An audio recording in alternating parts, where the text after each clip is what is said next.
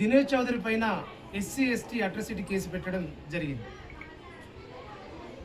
మార్చి 19 తారీఖున 2026 రోజున డాక్టర్ విశారదన్ మహారాజ్ గారి పైన గచ్చిబౌలి పోలీస్ స్టేషన్లో దినేష్ చౌదరి అనే వ్యక్తి కేసు పెట్టి టీవీపై యూట్యూబ్ ఛానల్ ద్వారా నిన్ను ఊసలు లెక్క పెట్టిస్తానని పబ్లిక్గా బెదిరించడం జరిగింది.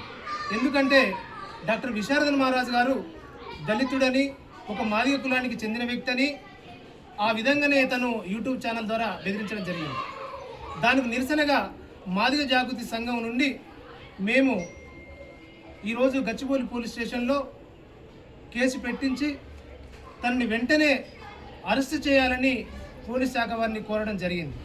ఒకవేళ పోలీసు వారు తనని అరెస్ట్ చేసి రిమాండ్ చేయకపోతే మేము హ్యూమన్ రైట్స్ కమిషన్ కూడా కలవడం జరుగుతుంది.